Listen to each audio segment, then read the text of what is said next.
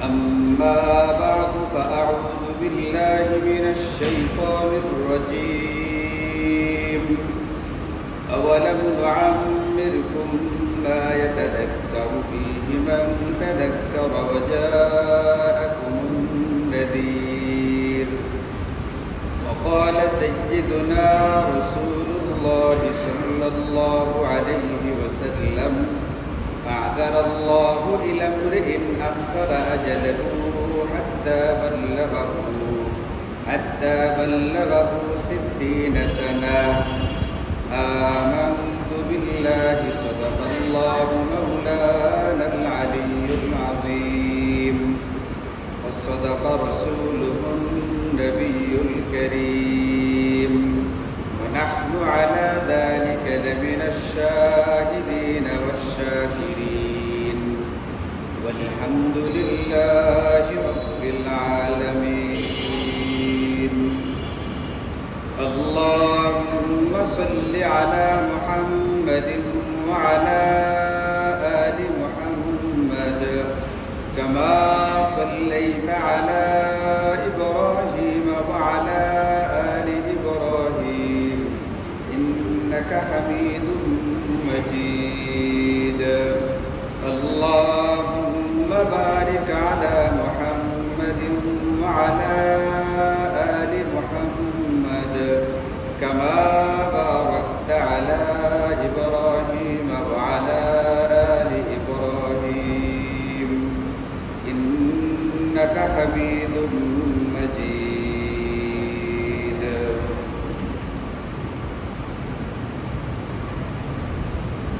জাহান্নামীরা জাহান্নামে যাওয়ার পরে ওইখানে গিয়ে তারা চিৎকার চেঁচামেচি করতে থাকবে ওহুম ইয়াসতারিখুনা ফিহা তাদের এই অবস্থাটা আল্লাহ তাআলা সূরাতুল ফাতির একটা সূরা ফাতির নাম ফাতির মানে হচ্ছে সৃষ্টিকর্তা বানানেওয়ালা এই সূরার ভিতরে আল্লাহ বলেন যে ওহুম ইয়াসতারিখুনা ফিহা তারা সেখানে চিৎকার চেঁচামেচি করতে থাকবে চিৎকার করে একটা দরখাস্ত করবে আবেদন করবে আল্লাহ পাকের কাছে সেই দরখাস্ত আবেদনটা কি সেটা আল্লাহ উল্লেখ করেছেন তারা কি বলবে তখন তারা বলবে রব্বানা আখরিজনা না'মাল সালিহান গায়রাল্লাযী কুন্না না'মাল ও আমাদের প্রতিপালক এখন কিন্তু বলছে রব্বানা কিন্তু তখন সুযোগ শেষ হয়ে যাওয়ার পরে কে বলতে শুরু করেছে রব্বানা এটা বলা দরকার ছিল দুনিয়াতে থাকতেই এটা মেনে নেওয়া দরকার ছিল সবাই পার হওয়ার পরে এখন ঠিকই বলছে কিন্তু এখন আর কোনো কি হবে না কাজ বলবে রব্বানা আখরিজনা আপনি আমাদেরকে এই জাহান্নাম থেকে বের করে দেন জাহান্নাম থেকে বের করে দেন তাহলে আমরা না'মাল সালিহান আমরা সৎ কর্ম করব গায়রাল্লাযী কুন্না না'মাল আগে যা যা করেছি সেগুলো আর করব না দুনিয়াতে বারবার সতর্ক করার পরে বারবার বলে দেওয়ার পরেও যারা বিভিন্ন রকমের অপকর্ম কুকর্ম বিভিন্ন রকমের নাফরমানি আল্লাহর রাসূলের বিরুদ্ধাচরণের মধ্যে লেগেছিল এদেরকে বারবার সতর্ক করার পরেও সেইগুলো করেছে এখন জাহান্নামে গিয়ে বলবে যে না'মাল সালিহান গায়রাল্লাযী কুন্না না'মাল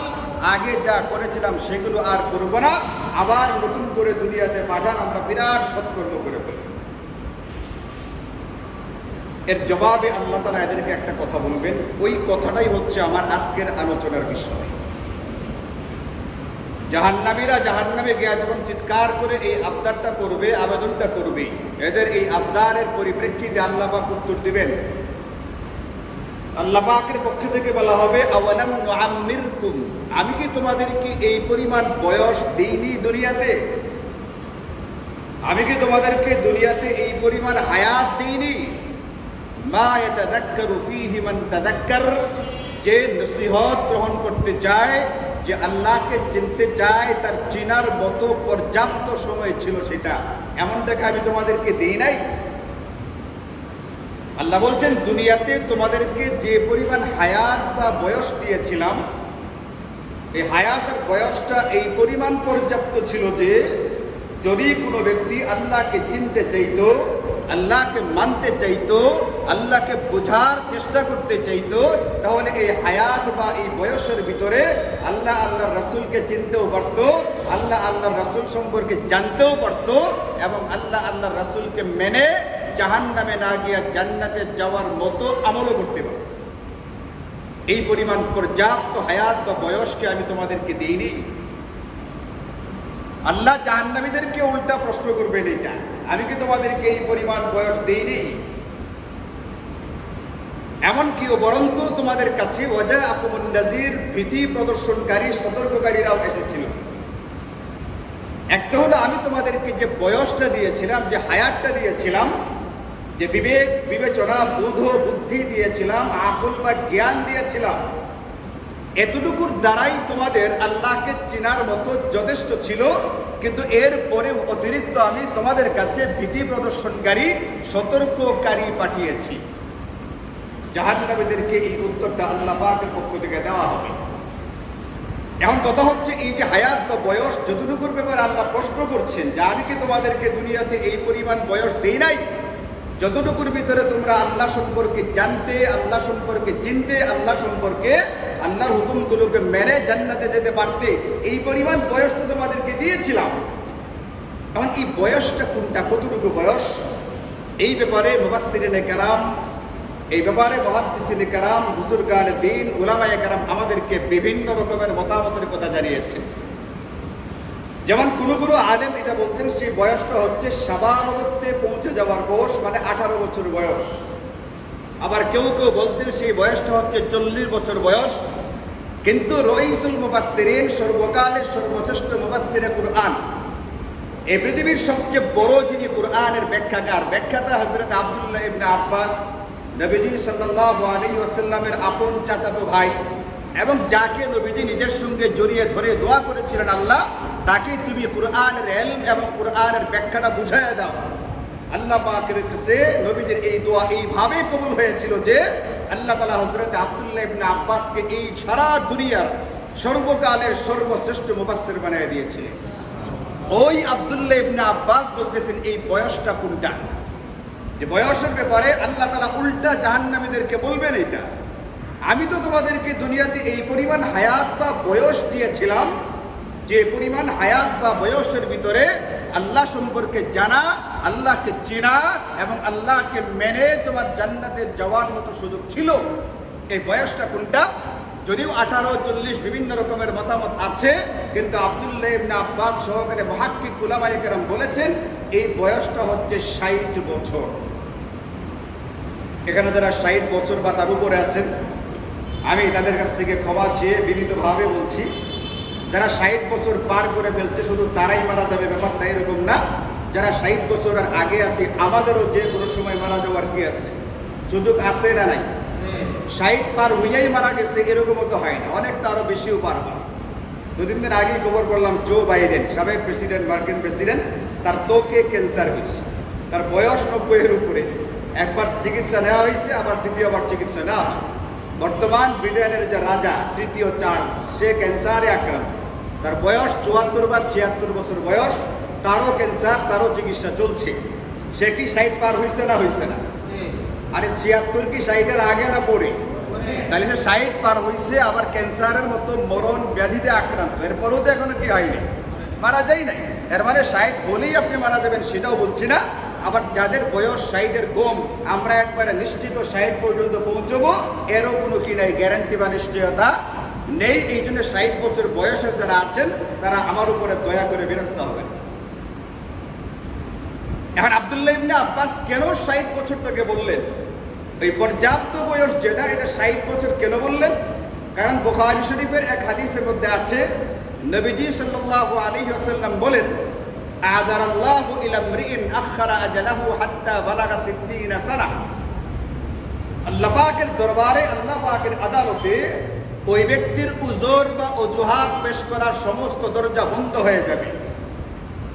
জাহান্নামের সিদ্ধান্ত হওয়ার পরে যদি কোনো ব্যক্তি উযর বা অজুহাত পেশ করতে চায়, আল্লাহ আমার তো সময় ছিল না, আমি শিখতে পারি নাই, আপনার সম্পর্কে জানতে পারি নাই, যখন জেনেছি তখন আমল করার মতো সুযোগ আমার হাতে ছিল না, এই ধরনের কোনো উজর বা অজুহাত যদি কোনো ব্যক্তি আল্লাহ পাকের আদালতে পেশ করতে চায়, নবীজি আমাদেরকে বলে দিয়ে গেছেন যার বয়স আল্লাহ পাক এই পরিমাণ দিয়েছেন যে তার বয়স 60 হয়ে গেছে, এই ব্যক্তি কোনো রকমের ওজর বা অজুহাত আল্লাহ পাকের দরবারে পেশ করতে পারবে না। তার অজুহাত পেশ করার দরজা বন্ধ করে দেওয়া। নবীজির হাদিস এটা, বুখারী শরীফের হাদিস, আযারাল্লাহু ইলা ইমরিইন, যাকে 60 বছর বয়স আল্লাহ পাকের পক্ষ থেকে দেওয়া হয়েছে, এই ব্যক্তি কোনো ওজর বা অজুহাত পেশ করবে আল্লাহর দরবারে না জানার, বুঝতে না পারার, না জানার বুঝতে না পারার কোনো ওজর বা অজুহাত আল্লাহ পাকের দরবারে গৃহীত হবে না, এটা গ্রহণ করা হবে না।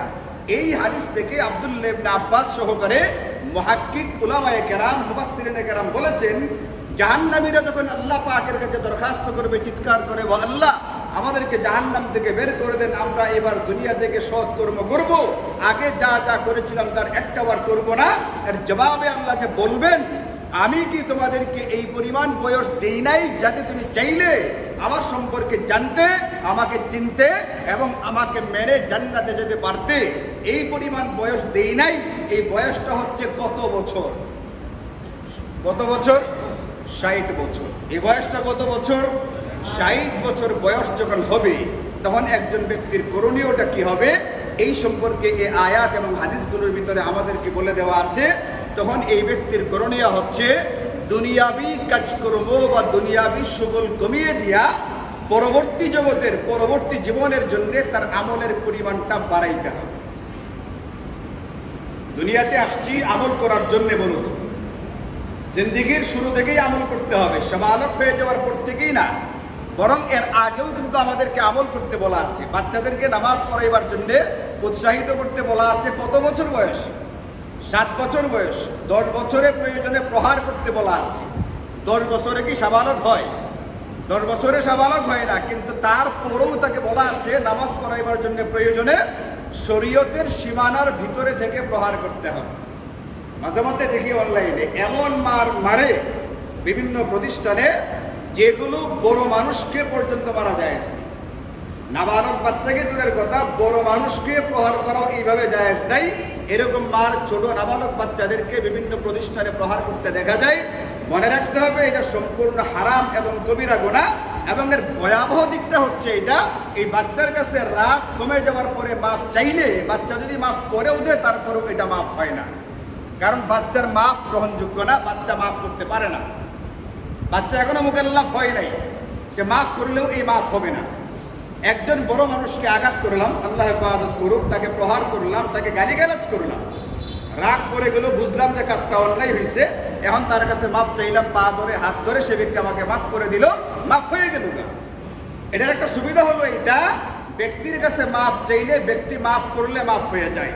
কিন্তু নাবালককে যদি অন্যায়ভাবে শরীয়তের সীমানার বাহিরে গিয়া প্রহার করা হয়, তাহলে এটার কিন্তু মাফের কোনো কি নাই, ব্যবস্থা নেই, মাফের কোনো সুযোগ নাই। এই জন্য নাবালক বাচ্চাদের গায়ে হাত তোলার আগে 100 বার চিন্তা করতে হবে এবং সহি মাসালা জানতে হবে, কাকে কি পরিমাণে কিভাবে প্রহার করার অনুমতি শরীয়ত দিয়েছে আর কতটুকু প্রহার করার অনুমতি শরীয়তে নেই। এখন শরীয়ত বলছে 7 বছর 10 বছর এখনো সাবালক হয় নাই, এরপরও তাকে নামাজ পড়ার জন্য প্রয়োজনে প্রহার করবে।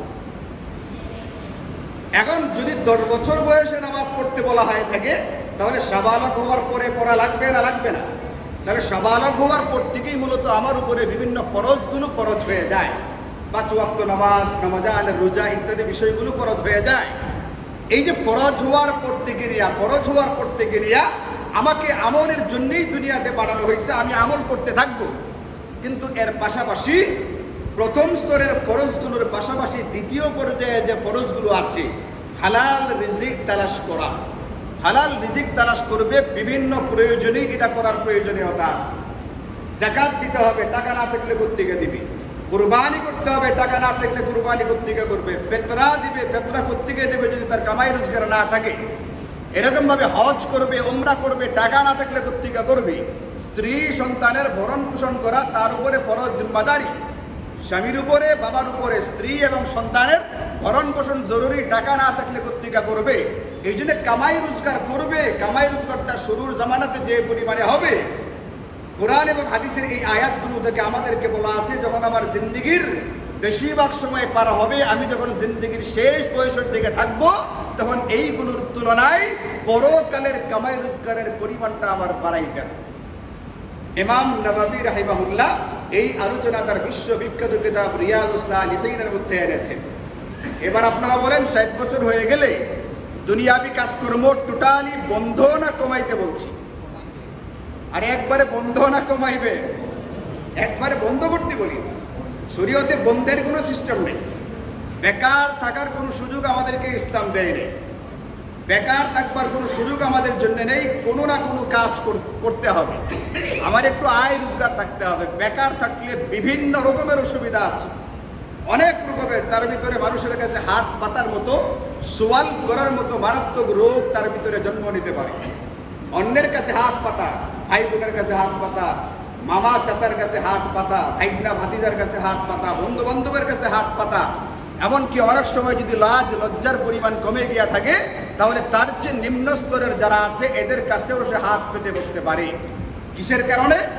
বেকার থাকার কারণে। এই জন্য আমি শব্দটা বলেছি, যখন ওই নির্ধারিত পরিমাণ হায়াতে আমরা গিয়ে উপনীত হব, তখন আয় রোজগার বন্ধ করে দেওয়ার কথা বলিনি, বলছি পরিমাণে কমাইতে হবে। আগে যে পরিমাণ আমি কাজকর্ম করতাম, ওই পরিমাণের কাজকর্ম এখন কমায়া দুনিয়াবি কাজকর্মটা পরিমাণে কম হবে, আর পরকালের কাজকর্মটা অর্থাৎ নেকির কাজ করা, ইবাদত বন্দেগী করা, এই পরিমাণটা আমাকে বাড়িয়ে দিতে হবে। এই জিনিসটা এই আয়াতে কারিমার মধ্যে এবং হাদিসের মধ্যে আমাদেরকে বলে দেওয়া আছে। হযরতে ওমর রাদিয়াল্লাহু আনহু তৈরি তখন অর্ধেক জগতের খলিফাতুল মুসলিমিন, ওটা অর্ধেক পৃথিবীর বাদশাহ তিনি। তার কি একটা উপদেষ্টা পরিষদের প্রয়োজন আছে না নাই?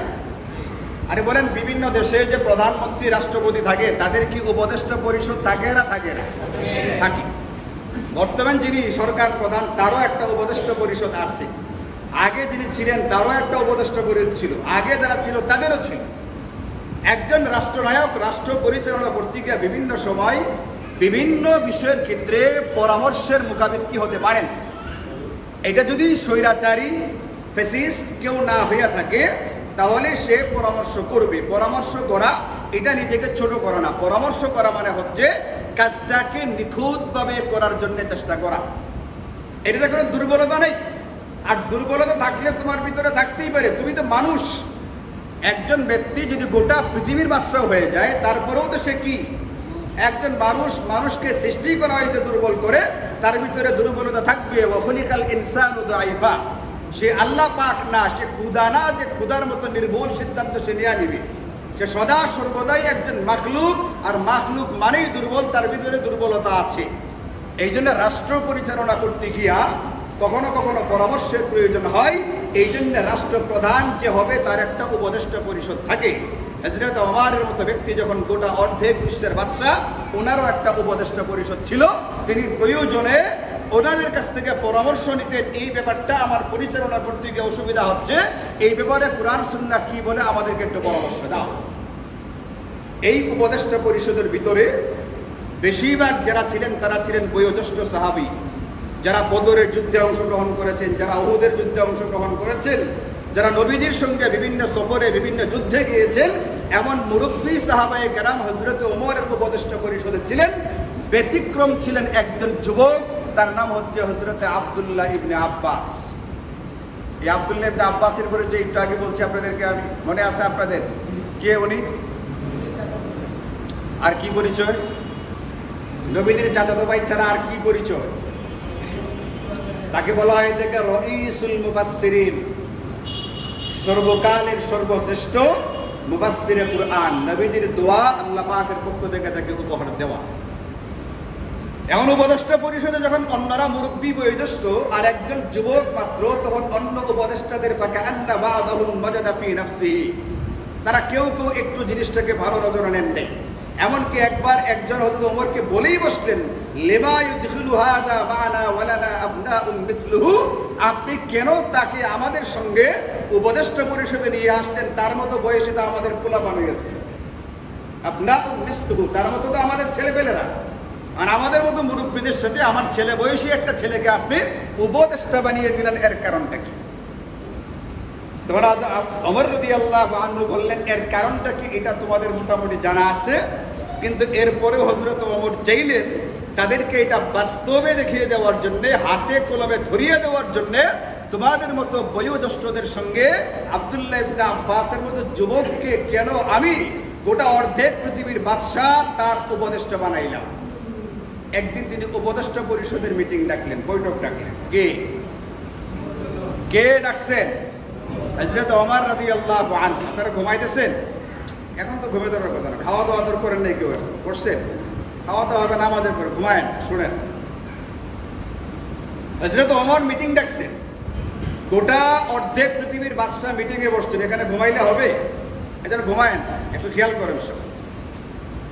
উপদেষ্টা পরিষদের মিটিং বসার পরে হযরত ওমর রাদিয়াল্লাহু আনহু সূরাতুন নাসর, ইযা জাআ নাসরুল্লাহি ওয়াল ফাত, এই সূরাটা আছে, এই সূরা তেলাওয়াত করলেন। এই সূরার শাব্দিক অর্থ আপনাদেরকে বলে নেই। এটার অর্থ হচ্ছে, নবীজি যখন আল্লাহ পাকের পক্ষ থেকে আপনার কাছে সাহায্য এবং বিজয় আসবে, এবং যখন আপনি দেখবেন লোকেরা দলে দলে ইসলাম কবুল করতেছে, তখন আপনি আল্লাহ পাকের প্রশংসা করবেন এবং বেশি বেশি ইস্তেগফার করবেন। তিনি তওবা কবুলকারী এবং তিনি দয়াশীল। অর্থটা ভালো করে খেয়াল করবেন। নবীজিকে আল্লাহ বলছে, যখন আপনি আল্লাহ পাকের পক্ষ থেকে সাহায্য এবং বিজয় পাবেন এবং লোকদেরকে দেখবেন দলে দলে ইসলামে প্রবেশ করতেছে, তখন আপনি দুইটা কাজ করবেন। একটা হচ্ছে আল্লাহ পাকের প্রশংসা বেশি করে করবেন এবং আল্লাহ পাকের কাছে মাফ চাইবেন। এই সূরা যখন নাজিল হইল, এই সূরাটা হযরত ওমর রাদিয়াল্লাহু আনহু উপদেষ্টা পরিষদের মিটিংয়ের মধ্যে তেলাওয়াত করে বললেন, ফামা তাকুলুনা ফীহি, বলো তোমরা এই সূরার ব্যাপারে কার কাছে কি ব্যাখ্যা আছে? আমি এই সূরার ব্যাখ্যা জানতে চাই। তোমাদের কাজই তো হলো আমার কি দেওয়া, পরামর্শ দেওয়া। উপদেষ্টা পরিষদ উপদেশ দিবে, আমি তোমাদের কাছে এই সূরা সম্পর্কে উপদেশ চাই, এর ব্যাখ্যাটা জানতে চাই, ব্যাখ্যাটা আমাকে বুঝায়। তো কোনো কোনো উপদেষ্টা বললেন, এটা তো বুঝাই যায় এখানে কি আছে। আল্লাহ বলছে যখন আল্লাহ আমাদেরকে বিজয় দান করবে, তখন আল্লাহ পাকের কি করতে হবে? প্রশংসা করতে হবে এবং আল্লাহর কাছে মাফ চাইতে হবে। আরো যারা জানেন সেটা বললেন, আর কোনো কোনো উপদেষ্টা কোনো কিছু বললেনই না। একেবারে শেষ পর্যায়ে গিয়ে হযরত ওমর আব্দুল্লাহ ইবনে আব্বাসকে জিজ্ঞেস করেন, ফামা তাকুলু মিন কাউলি ইযা জাআ নাসরুল্লাহি ওয়াল ফাত, আব্দুল্লাহ এবার তুমি আমাকে এই সূরার ব্যাখ্যা বা এই সূরার যে শরা আছে এটা আমাকে শোনাও, আমাকে বোঝাও, আমি তোমার কাছ থেকে এই সূরার ব্যাখ্যা জানতে চাই। একেবারে সম্পূর্ণ ব্যতিক্রম এক ব্যাখ্যা হযরত আব্দুল্লাহ দিলেন।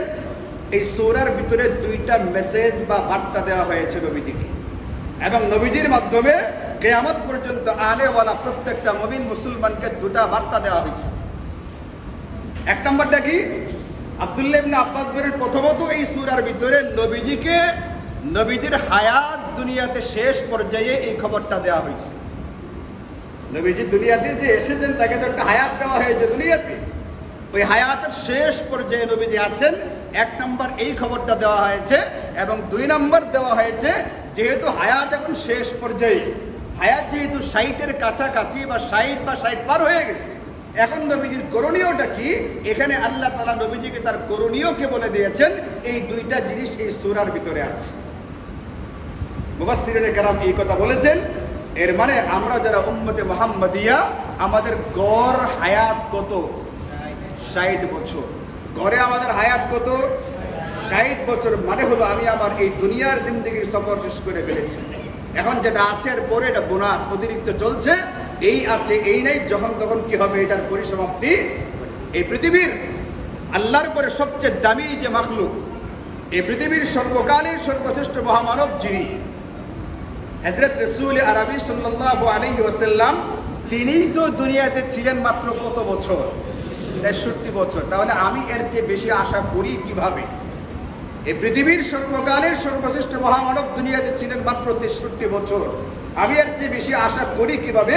যদি এর চেয়ে বেশি আল্লাহ পাকের পক্ষ থেকে দেওয়া হয়, এটা বোনাস, এটা অতিরিক্ত, এটা আল্লাহ পাকের দয়া, এটা আল্লাহ পাকের অনুগ্রহ। কিন্তু আমাকে বুঝতে হবে আমি আমার দুনিয়ার সফরের কোন দিকে আছি? শেষ পর্যায়ে আছি। এই সূরার ভিতরে নবীজির দুনিয়ার জিন্দেগির সফরটা শেষ পর্যায়ে এই মেসেজ, এই খবরটা নবীজিকে জানিয়ে দেওয়া হয়েছে। কোন সময়? এটা আব্দুল্লাহ ইবনে আব্বাস বলেন, এই যে আল্লাহ বলছেন না, ইযা জাআ নাসরুল্লাহি ওয়াল ফাতহ, যখন আল্লাহর সাহায্য এবং বিজয় আসবে, এই বিজয়টা হচ্ছে মক্কা বিজয়। 8ম হিজরিতে মক্কা মুসলমানদের হাতে বিজিত হয়ে গেছে। এতদিন পর্যন্ত মক্কা ছিল বেঈমান কাফেরদের হাতে, আবু জাহাল, উতবা, শাইবা এদের হাতে।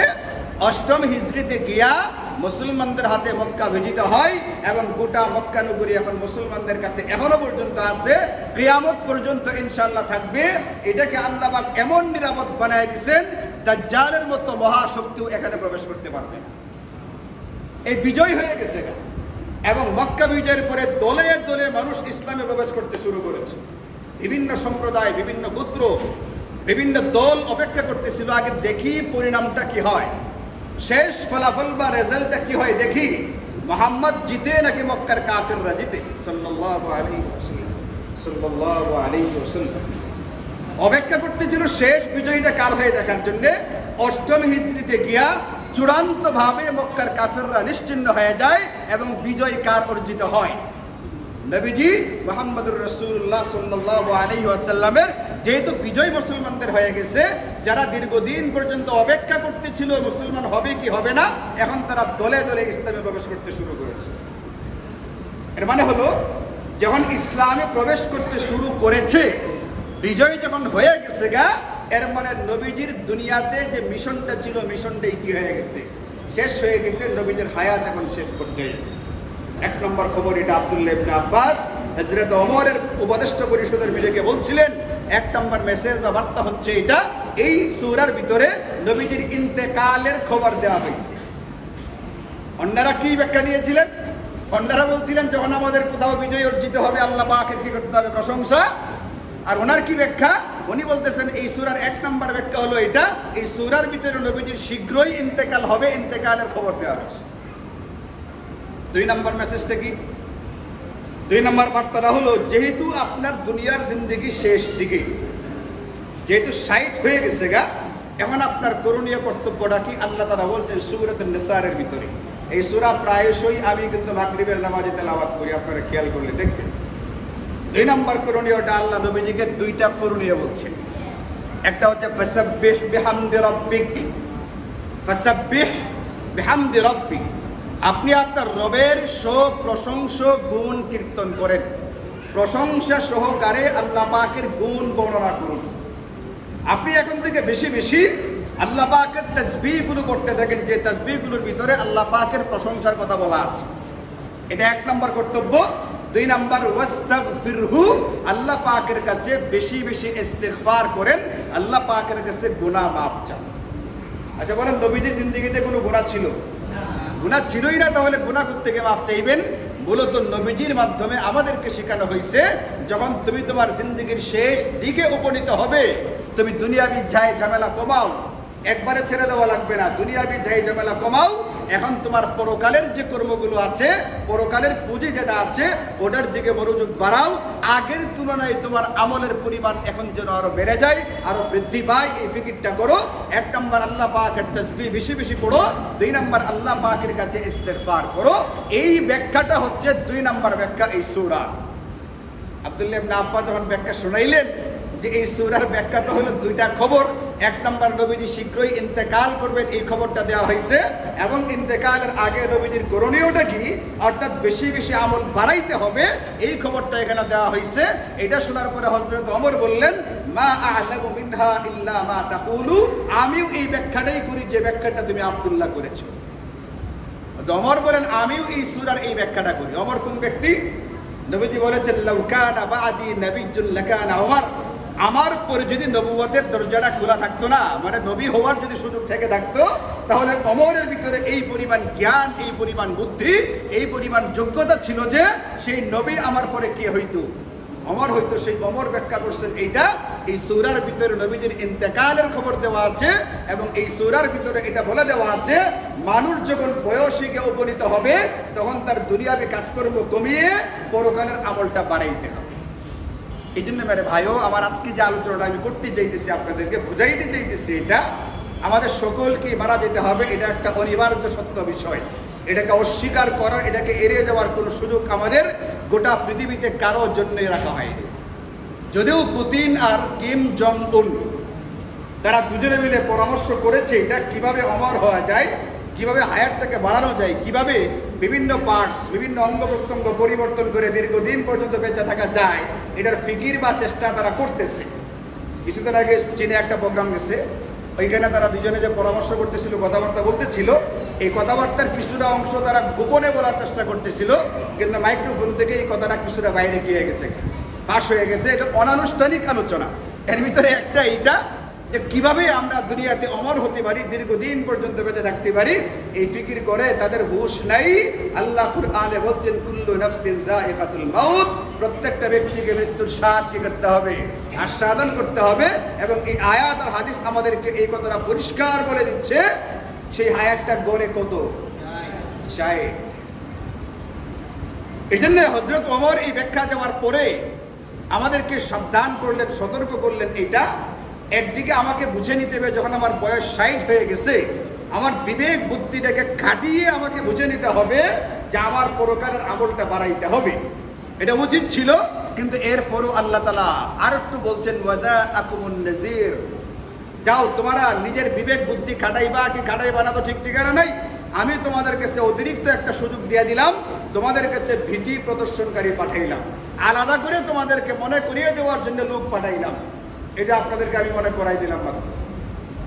আরে মনে করাইছি না করাইছি না বাবুল ভাই? কত বছর আমরা বয়স কত হয়েছে? কত? আল্লাহ তাআলা হায়াত আরো বাড়ায় দেব বাবুল ভাই। উনি তাবলীগ জামা থেকে যারা রান্নাটা করেন, সাথীরা সবাই খায় খুবই খুশি হয়, এত চমৎকার রান্না বান্না করেন। আল্লাহ তাআলা তাকে এই দুনিয়াতে আরো বেশি আমল করবার জন্য আরো দীর্ঘ সময় হায়াত বাড়ায় দেন। তো মূল কথা হচ্ছে এটা আমার গড়ে 60 বছর বয়স, এখান থেকে আমার নিজস্ব ভাবে চিন্তা ফির করে আমল করা দরকার ছিল, কিন্তু আল্লাহ তাআলা এরপরও সুযোগ দিচ্ছেন কি, সতর্ককারী পাঠাইছেন। কেডাইডা? এই যে আপনাদেরকে আমি সতর্ক করলাম, আপনাদের জন্য আমি একজন নাসির। আমাকে সতর্ক করেছেন ইমাম নববী রিয়াজুস সালিহিনের ভিতরে, ইমাম নববীকে সতর্ক করেছেন তার উস্তাদ, তাকে সতর্ক করেছেন আরো উপরওয়ালা। এইভাবে আমাদেরকে সতর্ক করেছেন কে? নবীজি মুহাম্মদুর রাসূলুল্লাহ সাল্লাল্লাহু আলাইহি ওয়াসাল্লাম। এই জন্য মুফাসসিরিনে কেরাম বলছেন 1 নাম্বার সতর্ককারী হচ্ছে নবীজি সাল্লাল্লাহু আলাইহি ওয়াসাল্লাম। আর 2 নাম্বার সতর্ককারী কে? আমার হাতটা একটু দেখা যেতেছে, দেখছেন? একটু ব্যতিক্রম না? কালার ঠিক আছে? এর কি আছে, সবুজ না হলুদ?